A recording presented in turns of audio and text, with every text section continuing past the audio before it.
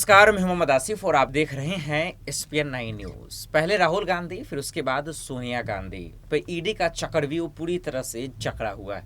लेकिन सवाल ये है कि पहले जब ईडी का जो पूरा शिकंजा है वो राहुल गांधी पे होने के बाद राहुल गांधी ने जो है तमाम कांग्रेसियों को संबोधित किया था और उन्होंने साफ शब्दों में कहा था कि बीजेपी दरअसल कैसे खेल कर रही है, एजेंसियों का इस्तेमाल कर रही है, ये आप बाखूबी तरीके से देख सकते हैं। इसके साथ साथ उन्होंने एक चीज़ और कही थी जिस पे आज हम लोग बहस करने वाले हैं, वो ये कि दरअसल उन्होंने कहा था कि सचिन पायलट से तमाम नेताओं को सीखना चाहिए कि किस तरीके से ग्राउंड पे आकर जो है वो डटे हुए थे और पेशेंस कैसे नेताओं के अंदर होना चाहिए, जो है उससे उनसे सीखना चाहिए। आज वही बातचीत करने वाले हैं कि राहुल गांधी के वक्त जो है उन्होंने खूब नाम कमाई थी, इज्जत कमाया था उन्होंने।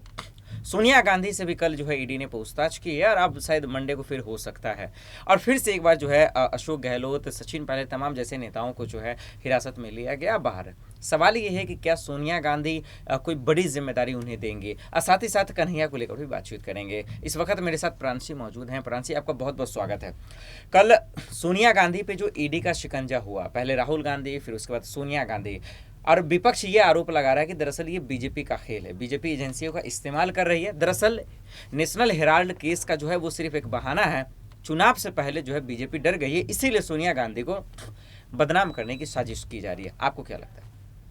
देखिए, जिस तरीके से हमने ये देखा है कि कांग्रेस यहाँ पर तमाम मुश्किलों का सामना कर रही है, बैक टू बैक ऐसी कई प्रॉब्लम्स आती हुई नजर आ रही हैं कांग्रेस के सामने। और ऐसे में जो आगामी 4 राज्यों के विधानसभा चुनाव हैं उनको वह ध्यान में रखते हुए अपनी रणनीति बना रही है। लेकिन इन जो मास्टर प्लान बनाए जा रहे हैं कांग्रेस की तरफ से, कहीं ना कहीं देखा जाए तो बीजेपी की तरफ से कई एक्शन लिए जा रहे हैं, जिसके चलते यहाँ पर उनकी मुश्किलें खड़ी होती हुई दिखाई दे रही है। जिस तरीके से हमने देखा कि 18 जुलाई के दिन राष्ट्रपति चुनाव की मतदान की प्रक्रिया रही, लेकिन इन चुनाव से पहले भी काफी ज्यादा सियासत तेज होती हुई दिखाई दी। पक्ष और विपक्ष का एक दूसरे पर निशाना साधना जो हम लंबे समय से देखते चले आ रहे हैं। और अगर बात की जाए यहाँ पर जो राष्ट्रपति चुनाव के जो नतीजे सामने आए, और ठीक उसी दिन हमने देखा कि ईडी यहाँ पर पूछताछ करने के लिए सोनिया गांधी को बुलाई थी और यहाँ पर हिरासत में लिया गया था अशोक गहलोत और सचिन पायलट को। तो जाहिर सी बात है यहाँ पर यही सवाल खड़े हुए कि बीजेपी यहाँ पर कई दांव खेल रही है। तो ऐसे में देखा जाए साल 2024 को ध्यान में रखते हुए भी कई ऐसी प्लानिंग की जा रही है।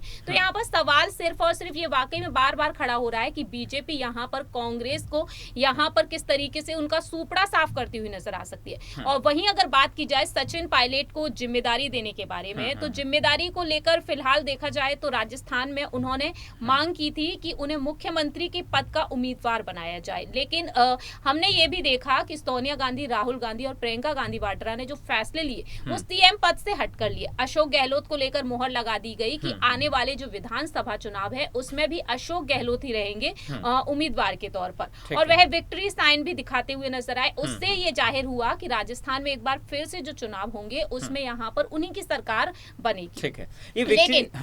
लेकिन युवा सेना यहाँ पर युवा जो मांग करती हुई नजर आए कि सचिन पायलट को इस बार मुख्यमंत्री बनाया जाना चाहिए, क्योंकि अब अगर युवा मुख्यमंत्री होते हैं तो शायद राजस्थान में और भी बड़े बदलाव देखने को मिल सकते हैं। लेकिन यहाँ पर सोनिया गांधी ने नेशनल लेवल पर उन्हें कुछ जिम्मेदारी दी। राहुल गांधी के साथ वह रहेंगे। भारत दौरे को लेकर जिस तरीके से जो ऐलान किए गए उसमें वह अहम फैसले लेंगे, ये जिम्मेदारी दी गई। और दूसरी ही तरफ जो आगामी विधानसभा चुनाव है उनमें भी उन्हें जिम्मेदारी दी गई। तो इसके बाद वक्त के साथ साथ पता चलेगा और उनको क्या कुछ जिम्मेदारियां दी जा सकती है। जब युवाओं का आपने जिक्र किया ही है तो मैं कन्हैया का भी जिक्र करूंगा, लेकिन उससे पहले एक मेरा सवाल ये है कि चाहे वो राहुल गांधी को लेकर जो तमाम कांग्रेस के कार्यकर्ता हैं वो सड़कों पे आ गए, प्रदर्शन किया, प्रोटेस्ट किया, कई बस को आग के हवाले कर दिया। शिवाजी ब्रिज पे हम सब ने देखा कि किस तरीके से ट्रेन को भी रोका गया। लेकिन सवाल ये है कि बहुत सारे चेहरे थे, भूपेश बघेल साहब थे, अशोक गहलोत थे, सचिन पायलट, मल्लिका खार्जुन, बहुत सारे नेता थे, सिर्फ एक गिना चुना तो नहीं थे। लेकिन इन सब के बीच में सचिन पायलट का ही पहले नाम लेना, उनकी तारीफ करना, उनका एग्जाम्पल तजुर्बेकार नेताओं को भी देना क्या दर्शा रहा है, दर्शा रहे हैं राहुल गांधी या फिर सोनिया गांधी क्या ये बताना चाह रहे हैं कि वाकई में अशोक गहलोत का पत्ता साफ हो रहा है? सचिन पायलट को आने वाले वक्त में इशारों इशारों में वो इशारा कर रहे हैं कि उन्हें जिम्मेदारी दी जाएगी, यही समझा जाए? देखिए आसिफ जी, अगर यहाँ पर सचिन पायलट को लेकर यहाँ पर सभी ये साबित करना चाहते हैं कि सचिन पायलट से सीखना चाहिए। उन्हें जिस तरीके से इस माहौल में वह काफी जिम्मेदारियों को संभालते हुए नजर आते हैं, तो ऐसे में देखा जाए तो सचिन पायलट को लेकर युवा सेना माफ कीजिएगा युवा नेता के हिसाब से देखा जाए तो यहाँ पर कई ऐसे सवाल खड़े होते हुए नजर आए, क्योंकि राजस्थान में जो मांग की गई थी कि मुख्यमंत्री पद का उम्मीदवार उन्हें बनाया जाना चाहिए, क्योंकि अगर वह मुख्यमंत्री बनते हैं तो अब बदलाव देखने को मिल सकते हैं। ऐसे में अगर राहुल गांधी यहाँ पर जनता की मांग के हिसाब से चल रहे हैं तो जाहिर सी बात है यहाँ पर वह सोच विचार करके सचिन पायलट को आगे कर रहे हैं, क्योंकि एक मुख्यमंत्री पद का उम्मीदवार ना बनाकर उन्हें एक नेशनल लेवल पर जिम्मेदारी देना ये बहुत ही बड़ी बात है। दूसरी बात आपने ये कही कि अशोक गहलोत का क्या वाकई में पत्ता साफ हो सकता है? फिलहाल तो हम नहीं कह सकते, क्योंकि सचिन पायलट ने यहाँ पर मांग की लेकिन सोनिया गांधी ने उनकी सुनवाई तक नहीं की, लेकिन उन्हें जिम्मेदारियां कुछ और ही दे दी गई। जो वह चाहते थे वो तो नहीं सुना गया।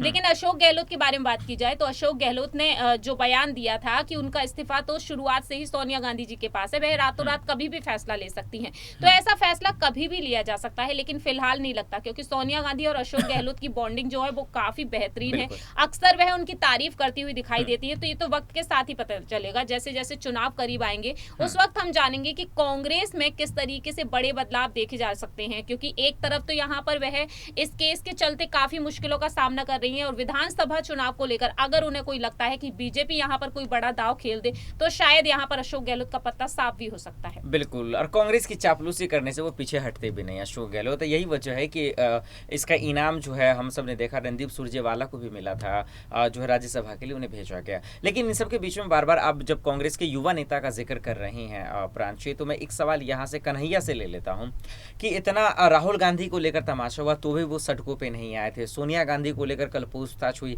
तमाम कांग्रेसी आ गए, यहाँ तक कि महिला नेता भी आ गई सड़कों पे, लेकिन इसके बावजूद भी कन्हैया कुमार क्यों नहीं आ रहे हैं? कन्हैया को क्यों बचाया जा रहा है? एक हार्दिक पटेल थे युवा नेता, वो भी आपके हाथ से चले गए, जिग्नेश मेवानी थे वो जेल में ही हैं, फिर आप जो है कन्हैया कुमार को जिम्मेदारी क्यों नहीं दे रहे हैं? वो प्रोटेस्ट क्यों नहीं कर रहे हैं मोदी के खिलाफ? जब वो कांग्रेस में नहीं थे, सीपीआई के नेता थे या फिर उसमें भी नहीं थे, तो वो बीजेपी के खिलाफ खुलकर बयान रखते थे अपनी बेबाकी से। लेकिन आज कांग्रेस में आने के बाद परहेज क्यों उन्हें बचाया जा रहा, बोला क्यों नहीं जा रहा, उन्हें जिम्मेदारी क्यों नहीं दी जा रही है?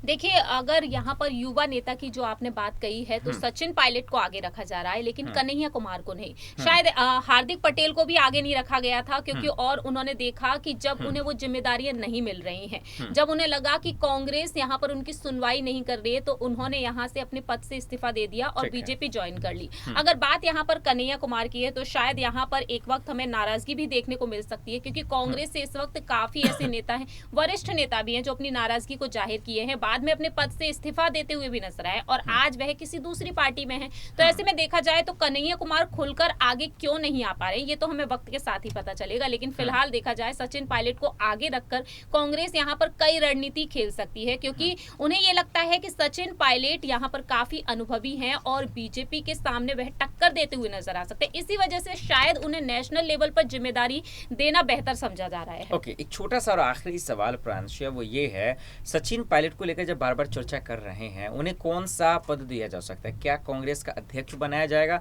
या फिर वही जो राजस्थान को लेकर सीएम का चेहरा का जो गहमा गहमी है मसला है, क्या वही बनाया जाएगा?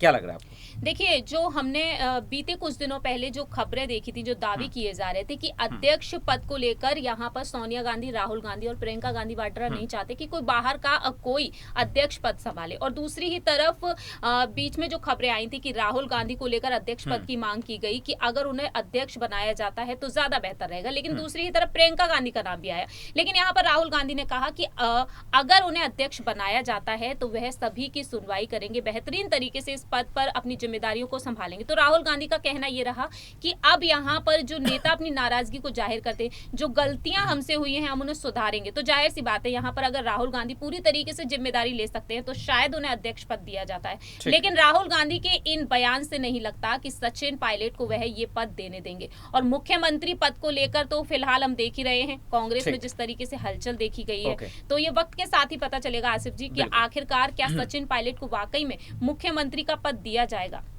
ईडी के खेल में कौन बचेगा और कौन फंसेगा ये तो खैर आने वाले वक्त में पता चलेगा, लेकिन एक बात पूरी तरह से जाहिर है कि इन सब खेल में सचिन पायलट जरूर उभरते हुए नजर आ रहे हैं एक युवा नेता होने के नाते। अब देखना होगा कि आगे वाकई में उन्हें कौन सी रिस्पॉन्सिबिलिटी दी जाती है। बहुत बहुत शुक्रिया प्रांशी हमें इन तमाम सवालों का जवाब देने के लिए। चलिए आज के लिए इतना ही, बाकी खबरों के लिए देखते रहें एसपीएन 9 न्यूज।